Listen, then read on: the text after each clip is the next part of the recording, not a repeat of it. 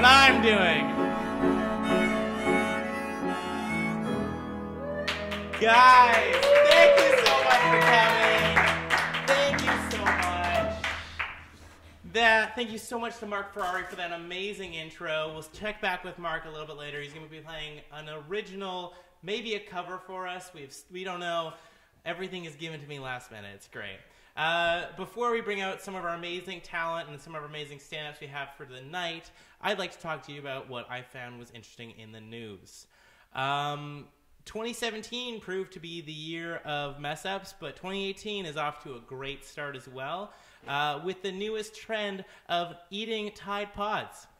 I love this trend so much because it's a trend that even College Humor was early to the bandwagon for, where people will make jokes about pretending to eat them but not actually eat them. And the scariest thing isn't for the teens who are making these jokes, it's for the younger audiences who are watching this. So, I mean, clean up your act. Another news, Apple was finally caught for bottlenecking their process by basically making sure the phone will deteriorate as the battery does. For anyone who doesn't know anything about phones, people are in an outrage going to Apple stores. There's about a 4 to 5 week wait to get this replacement done. But in all honesty, it's literally useless. As a phone deteriorates, so does the battery. No one's trying to jeopardize you. No one's trying to trick you into anything except for me. Please watch this show. Please watch this show. Please watch this show. Guys, that's all for me because we have some actual talent coming up here. First up is an amazing stand-up. She's a part of Fusion, the amazing improv troupe and sketch troupe. Ladies and gentlemen, give it up for Marie Soto. Thank you. All right, let's do that. All right, you do you. It's your room. Yeah, we're professional here. Oh my God, hello YouTube. Woo! Yeah. What are you doing watching me? Like, you could be watching BuzzFeed videos of like people eating foreign foods. You could be I don't know. You could be watching like Ariana Grande's new video. Oh, that's her name. That's her actual name. Yeah. Can I sit? Can I do a sit up instead of a stand up? Sure. Yeah. Oh, no, you can't see me. Okay. Okay, I want to do this. I just want to be lounging. Yeah, so I'm Filipino and Chinese. More of the Filipino than the Chinese. But much like a Mandarin restaurant and buffet, just like Chinese themed, Chinese inspired, but like not authentically Chinese, you know? Just you can get in Chinatown. And like, yeah, I'm 28, but I look like, I know! I look like I need like a high chair or a booster seat when I'm ordering off a kid's menu at a restaurant. Like, that's kind of my jam. And I also don't look like a comedian. Anytime someone asks me, there's always a look of confusion on their face. Because I look like the person, you know, that, just like a really solid church youth group leader. Like, that's kind of my jam. Just like, you know, the person that would cover their paper in an open book exam. Just remind the teacher of homework. That's what I look like. This is just really a foray to my rapping career. Yeah, and like, I don't know, I got into comedy like all comedians because I failed art.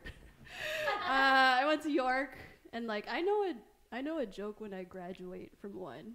I like, it was really useful in me being able to differentiate colors. Like, this is a turquoise wall. I'm off-white. Another name for petal pink is just soft labia, you know? Yeah. And like, yeah, I mean, like, I feel like I've really done a really great job at assimilating growing up. Yeah, like, I've just become like, I've evolved into a hipster, I think. That's what's happened. Because like, I pick up an instrument, it's a ukulele. I pick up a sport, it's ultimate frisbee. You can laugh louder, it's not, if you want. I pick up I put on a show. It's like in an art gallery, maybe in the living room. Like this is who I am now. I've accepted it. Yeah, like I don't know. A lot of people though they ask me, where are you from? Were you born here? Do you speak the language? Like I feel like I'm being interrogated by like an immigration officer sometimes. Like they're just gonna deport me to like a shithole of a country, like the U.S. I can't get Wi-Fi from Minnesota, guys. I don't want that. I'm just kidding. They're going to send me back to where I'm originally from, Markham. Does anybody know where that is? You don't need to.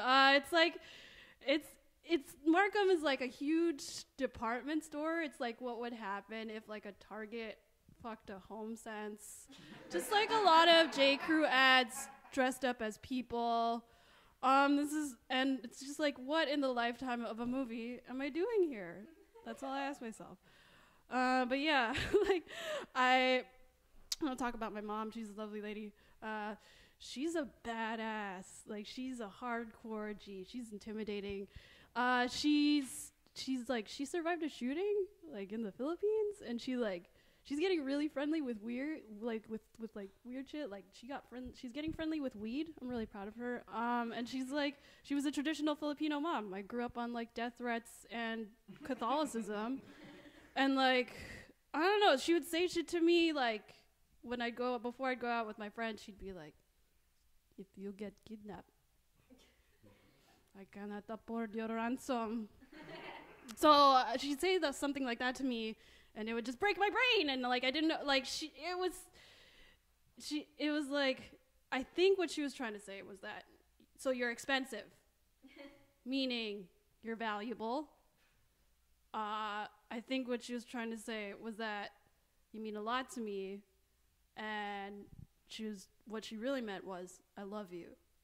It just gets lost in translation, I think. Yeah, how much time do I have? Go for it. Okay, a full hour. Okay, yeah. And she's like, that's what I was raised on. And like, it's like a superpower for my mom to be able to guilt me into believing that I did shit that I actually didn't. Like, I didn't do my homework one day, and I was like, oh my God, I caused the Bowling Green massacre. That was me.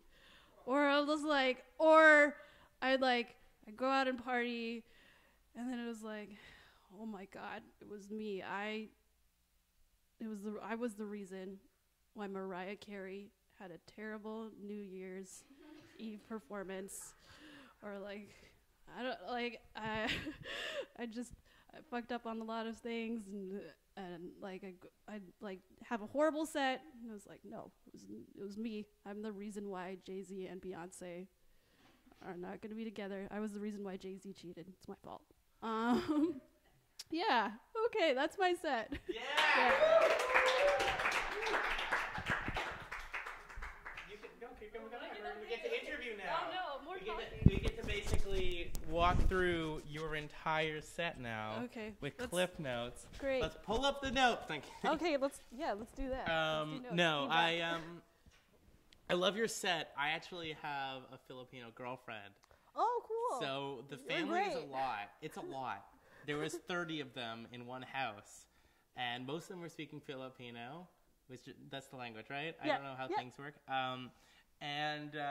It's just a lot of them yelling at each other, and I'm like, am I in a fight? Do they love each other? I feel like it's like German. You don't know if they're angry or happy. Yeah, it's really expressive. That's the only volume that they come in. They so come it's in like- different sizes, yeah, shapes, sizes, just volumes. one volume. Yeah, that's how they show that they love you, and Uh-huh. with food. And like, if you ever need a translator, I can help you say swear words. Oh, great. Yeah. Yeah. Well, I don't swear. This is a very PG show. Not kidding. No, you're fine. Okay. You're fucking fine. Can you Jeez. Like, okay, so many things I want to talk to you about in our time together on this our short time on this earth. Ooh. I'm kidding. You are a part of Fusion. Fusion is an amazing sketch and improv troupe, if I remember correctly. Yes. Walk me through some of the stuff that you guys are doing, what your big, like, mission statement with that kind of stuff is. Oh, okay. We're just a fusion of talent and people and mitosis. And ethnicities and stuff like that, yeah. So yeah, we're one of the few diverse sketch comedy troupes in Toronto, and we perform monthly shows at Social Capital Theatre every second Wednesday of the month. And yeah, we just like to do a lot of really absurd kind of like comedy, and it's just whatever goes. We have sketches with someone where someone's a duck, or like where someone runs into an audience. Lots of just like fun, cool stuff. So like throwing out the rule book. Throwing out the rule book. We don't give any fucks. Yeah. We don't even know we haven't ever seen the rule book. Yeah. We don't know what that looks like. Well, I brought a special. Oh. Okay. No, we don't know the rule book here either. Our light stand is a what's it called? A hi hat. It's great. That's what it is. Cool. No, what I don't even know. It's a drum thing. Sorry? It's a symbol. It's a symbol, guys. A symbol of how great we are. Yeah. We have a great crack team of tech guys behind this show. But speaking of, like, crack guys. No, I wanted to talk to you about, you were talking about the diversity of the group. And I think that not only in regards to, like, background, but also in regards to, like, artistic background. You have a lot of different people coming from different worlds, like stand-ups, improvisers, all that kind of people who are focused more on sketch and stuff like that. Do you think that helps build the troupe mentality of that? Yeah, for sure. Like we all came into it like with different, like a bunch of different skill sets. I came from improv. Guled does mostly stand-up. Miata stand-up, and AJ improv, and Keenan improv, and now we're just like the way we're doing our process. Sometimes we're including like sometimes it's writing heavy, sometimes it's more premise prov-y. It's just like I feel like we've rubbed off on each other in a lot of good ways. Yeah, and you can definitely see that from, like, I've seen a few of the shows, and you can definitely see there's a lot of love there. Like, you guys actually have each other's backs, and I think it's really admirable to see such passion for the craft, and because you guys are doing a lot of stuff, I think it's really admirable. Oh, thank you. Yeah, no problem. Yeah, I want to tell them you said nice things to them. Oh, well, I mean, they're all watching live. Yeah, watch. You better be watching. Yeah. Well, I mean, we're sharing this on Facebook. We used to do this on Facebook, but now we're doing YouTube, just get a little better quality out of it. But our quality of guests have certainly improved substantially. Yeah, we got Christy Gunter. Yeah, and Marie Soto. Oh, that guy. That old bag. Guys, we have a lot of guests to get through tonight. We have a lot of amazing talent. If you'd like to stick around and chat with other guests, if you want to depart, it's your call. It's a dealer's choice. We're going to bring up our next guest. I'm going to force her to sit through that awkward time. I'm going to bring up my old friend, who the musical director for the first show that we did with Freshman Night, which was the precursor to this. Ladies and gentlemen, the beautiful, the talented, the ambiguous, Marcus Ferrari.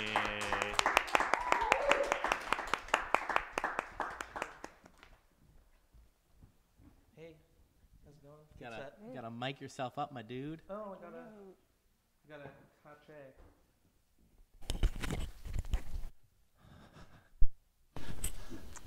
There you go. Oh, now you can hear me. How does that sound? I'm officially part of the show now. Yeah. That past minute wasn't real. Yeah. Mark. I'm gonna move over there. Yeah. Is that okay? Yeah. Yeah. Okay. Let's careful. Okay. Careful. Cool. We have Wired Labs on a talk show. I've got a heated seat now. We're really. Oh, jeez. Yeah. I was just gonna say, Mark, you've been through thick and thin with this show. I have. I guess the past generation of this, the old show, Live at the Time, very much more an improv-based show. Yeah. A theater-based, iPhone filming-based Yeah. show. I think that was my favorite part, was you setting up the camera tripod, aka your phone. Yeah. often not with a tripod, just like Leaning it on something. That's very much my style. So I think I just endeared myself to you immediately. Oh, and then you just like, me and Mark kind of broke up in some way. Like Mark just moved back to his hometown of Oakville. I do research, guys. I do research. And Oakville, and you kind of just like, hey man, are you gonna be on this show? No response. And I was like looking out the window. It was raining. French music was playing. Oh. My thoughts were in French. My heart was in French. And then my buddy's like, hey, I need a roommate. And here you come back. There I come. There I come back. This isn't a talk show, guys. This is an intervention. Yeah, What this is like between us? What happened? I was lazy. That's what happened.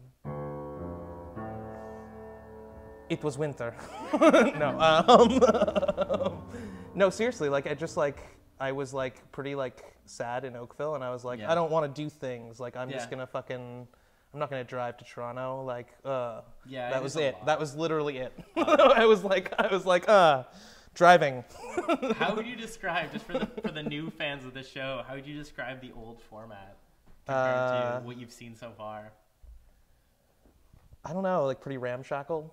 Like, yeah, it's a good word. You're like visiting your grandfather, and he's like, I'm out in the shack. I appreciated this show because I at least vaguely understood what order things were going to happen in. I still wasn't certain if I was about to get called to be a guest, to be 100% honest. But it's less stressful when you have to think about music at the same time. Yeah. Because like when you're just like, and I'm sitting there like watching the show effectively from the side, like laughing usually, and being just distracted by like, the actual content. And then you'll be like, and now like our next guest, and I literally like turn around and be like, oh shit, I don't know what the fuck I'm going to do, like so. It was pretty rough sometimes. Yeah. But sometimes it went really well. Yeah, no, I think that's what happens when you. But I think that's like shows always, and I feel like Marie, you can kind of attest to that, like doing a show when you kind of don't know where it's gonna go, but it kind of goes to a nice place anyway.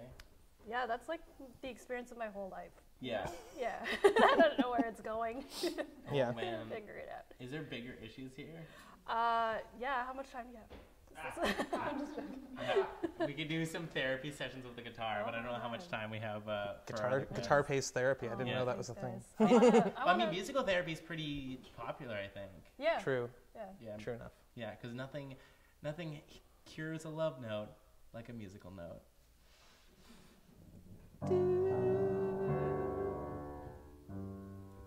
You didn't need me. You don't need me at all. Look at you go.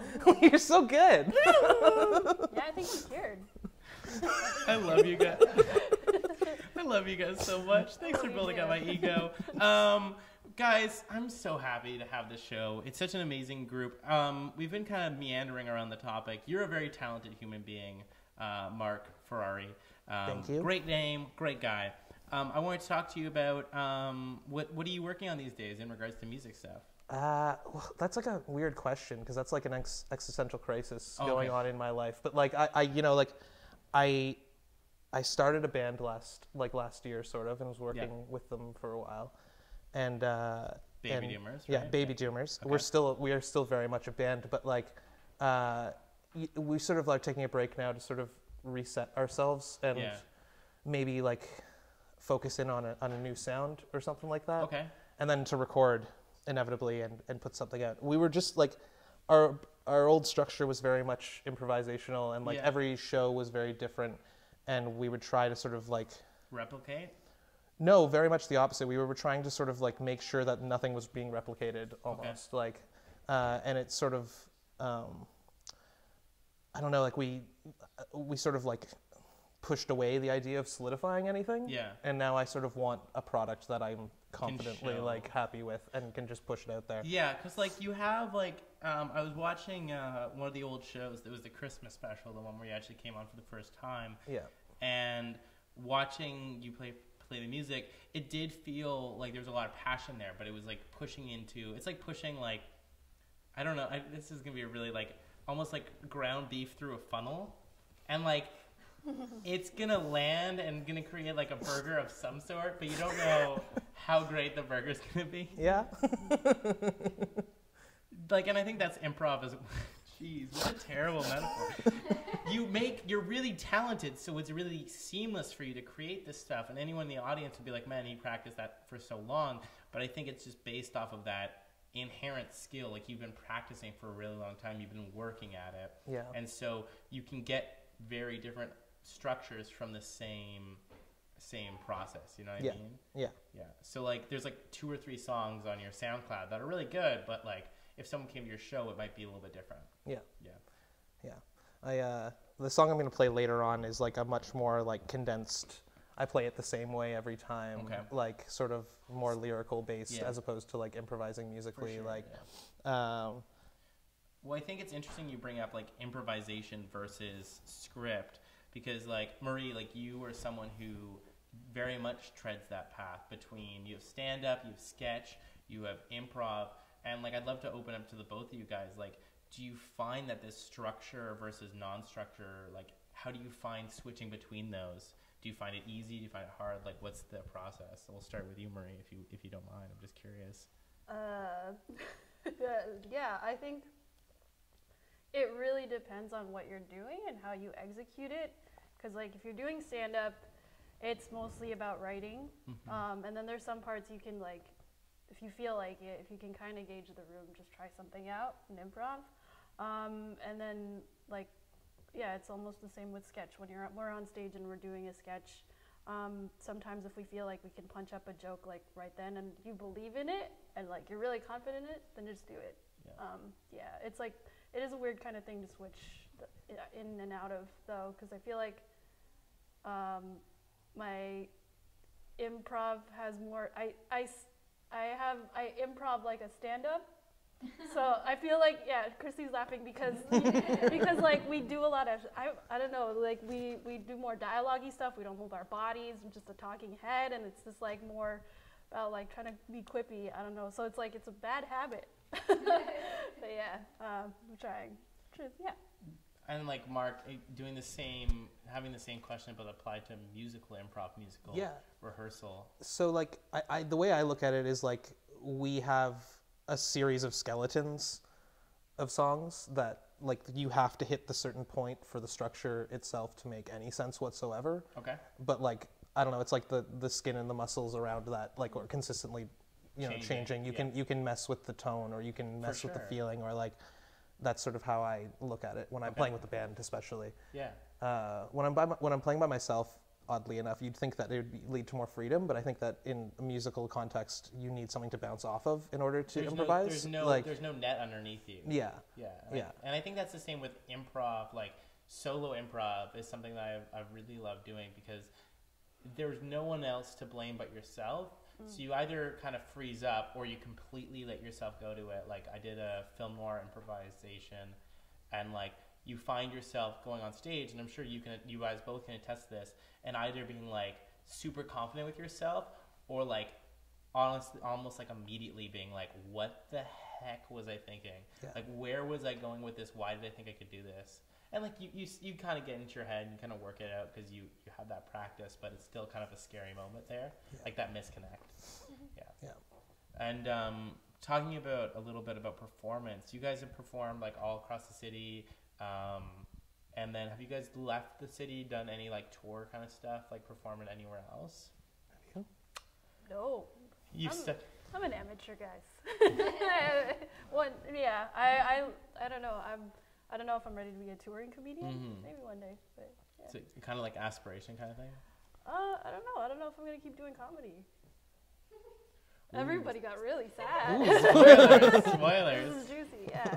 What about you, Mark? Have you performed anywhere else? Yeah, no, for sure. Like in my old band, The Folk, we went out as far as New Brunswick. We played one show out there. Well, I hesitate to call anything a tour, though. Yeah. Tour implies like coordination and like strung together dates in some sort of reasonable way. We literally drove out to New Brunswick, played a show for like 2 people, and like drove back. Oh, so it's every single live like, time ever, just 2 people in the audience. Yeah. So I mean, I'm real at home.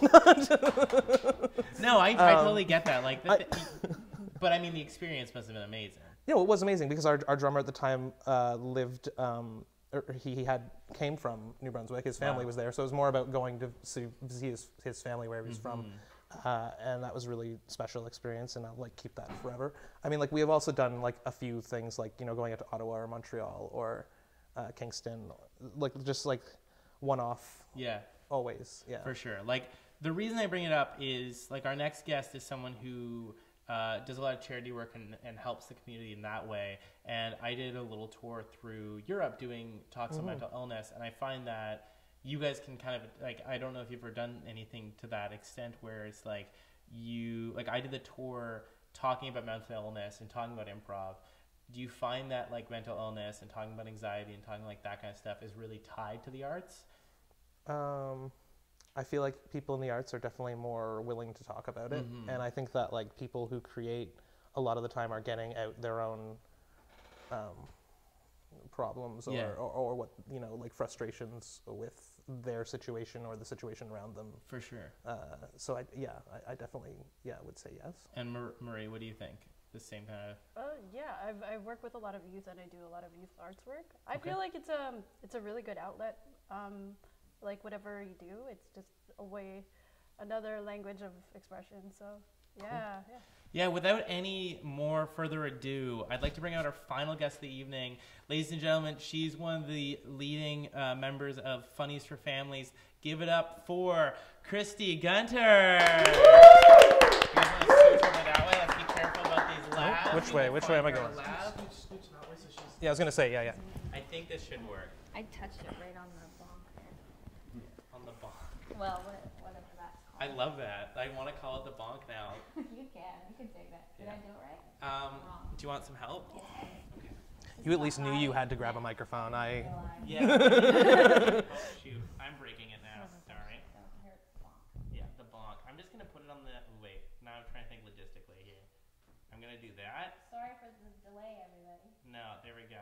That doesn't look great, but it works. It works. Nice. It works. How's that? Are we good for sound? Hello, it's me. Yeah. I'd like to talk to, before we get right into the... I was about to say the meat and potatoes of this woman. Delicious. That's my girlfriend's favorite food, too. Anything can happen. I had poutine before I came here. Oh, really? Oh, man. I'm actually really jealous. My girlfriend changed her relationship status to be in a relationship with mashed potatoes, and it kind of hurt me. Yeah. You have to take that hit. Speaking of mashed potatoes, as one of our would-be sponsors, if we could get them, guys, we actually have a sponsor for tonight's evening.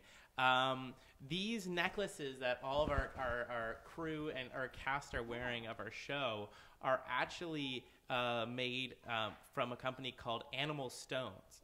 Each of these necklaces is actually represented by a story about an animal, a specific creature. They all have different names. They all have a different I have background. a moose. And these guys are part of the newly released, the ones that these three people are wearing are part of the newly released Canadian Heritage, I think it's called. Canadian Woodlands line of necklaces. I'm very lucky to be a very close friend with one of the creators, and I can attest to the amount of work and love that has gone into these necklaces. You can pick them up, go to the website, Animal Stones, all the information's there. They're adding a bunch of different sizes. They have necklaces, bracelets, charms, and all these amazing different styles of jewelry. So check them out. They're made out of sterling silver. They'll last you a lifetime, and they'll cause you so much happiness. They cause happiness. Oh, man. How did I do? I think I did okay. That was a good plug. That was my first plug I've ever done where it wasn't a bit. Yeah. Oh. I sold out. It's a neck. Speaking of not selling out, Christy, walk us through Funnies for Families. What a great segue. Yeah, that worked well. Walk us through Funnies for Families. Walk us through that. What it is. Sure. So Funnies for Families, we're a nonprofit organization. We're a group of comedians, volunteer comedians, that go to care facilities, hospitals, women's shelters, family shelters, and perform and teach comedy to the families and children living there. That's amazing. And I wanted to ask, like, what made you, like, I don't know, were you one of the founders of the group? Oh, great. I love it. All the research I did on this show. Walk me through the process of, like, when you were starting that up. Like, was it because there was a lack of support for that kind of stuff for arts in regards to mental illness and in regards to these charities? I don't know. Yeah, I guess I just don't know if people think of it necessarily right away Yeah. as like a need. Mm-hmm. But I think laughter is so important when you're going through a hard time. Yeah. And sometimes you see people laugh at things that don't make sense, and it's because they're going through a difficult time. Yeah. So we're kind of there to encourage that. Yeah, it started, my partner who also founded it with me, his nephew was born very prematurely with Down syndrome, and so he had to go and stay in the hospital for a long time. It required a lot of surgery and, making him strong, building him up, and he stayed at a Ronald McDonald House while that was happening. We just saw the amazing things they did, and we wanted to get involved, so I emailed the one here in Toronto, and then that's where it started, and it's kind of spread out. over. Yeah. So for just the people at home and the people watching, even here in our live studio audience, how many people do you guys have as a part of your team, like, to today? Like, if like you had to give a ballpark. We have about 50 volunteers. Wow, that we that's can choose from. insane. That's so Yeah, great. It's really encouraging and wonderful, and we don't want to put too much pressure on our volunteers. When we send an email that's like, hey, can you do this show? We don't want it to feel like, oh man. It's not a job, Yeah, it's an we don't want experience. them to feel so responsible for doing it. Yeah. So the amount of volunteers is, we want to do 10 shows a month, which we have done now, and we're building it for more this coming year, but that was our 2017 goal. That's amazing. It's great, and we're very excited about it. But because of that, we need a lot of volunteers, because we didn't want to make people, exactly, have this be their job or something. So we post this this live stream on our YouTube channel, on our Facebook page, and on our website, which is alwaysbeclassic.com. If we'll put a little blurb about your amazing charity at the bottom. But if there was anyone who was like thinking about wanting to apply to work for this charity and work with this charity, is there anything that you could give them, any advice, like to apply? I think as long, I think people get nervous about two things. Their experience, they feel like maybe they don't have enough experience in comedy. We do a lot of improv, it's mostly improv. On occasion we'll do variety shows with like stand-up and music and that kind of stuff, but it's a lot of improv. So if you feel like your improv isn't all there, just reach out and talk to me. I'd be happy to talk to you about your experience. I'd let you come and watch a show and see if you feel like you'd be comfortable doing that. And the second thing that people get nervous about is like being put in a position that they're not comfortable with, in terms of seeing a sick child, Yeah. or seeing somebody who might be going through a difficult time, because they might become overwhelmed. So people get nervous about that as well. And just want to say that if you are nervous about that, you can volunteer if you still want to, and then if you come to a show and you feel those feelings, you're welcome to leave, and then we'll talk at a later date to make sure that there's steps in place to make you comfortable. There's already steps in place to make you comfortable, but we never know what might trigger somebody. I am actually like at a loss for words. Like, it's such an amazing. I love the attachment between using like laughter and using comedy, using improv as something that people don't really understand, that it's such a really great way to deal with a lot of these issues, a lot of like depression and anxiety, and even with me like autism, and all these like amazing classes and support systems. And I think it's really outstanding that you're taking the initiative to focus, saying this is something that we really need to help people understand, that laughter is for everyone, and no matter what you're going through, you need to be supportive of that. Yeah, you summed it all up. It's perfect. Yeah, guys, check out Funnies for Families. They're on Instagram, Facebook, and We're on Twitter. Twitter. I'm gonna get better at Twitter. Oh no, I don't have a Twitter. My Twitter's a mess. Yeah, that's what I think. Yeah, who has time? It's only for jokes. Speaking of time, to our amazing tech team, how much time do we have left for this outstanding show? 36 minutes? Okay, we're going to make it an even 40. To end off this outstanding show with our amazing guest, Marie Sato, and our amazing stand-up, let's give her a round of applause. Mark Ferrari chatting about music and I haven't done improv. anything impressive yet. Yeah, but get excited. Yeah, and Christy talking about her amazing charity. We're gonna end the show off with some live music from Mark. This is an original piece, I'm told. Something that he's been working on. I'm going to give the focus back to him. But, guys, thank you so much for checking out this show. It's been one of our greatest times. Keep up to date with all of our stuff at alwaysbeclassic.com. And big things coming in the future. We're moving to a television studio in the next little bit, which is really cool, for the next 3 or 4 months. So check out that. And then we'll be back here at the New Dawn studio doing some more shows. So check out Always Be Classic for all this great content, links to all these great people. And without further ado, I'll let Mark set up with his fine, fine music. But ladies and gentlemen, Mark Ferrari.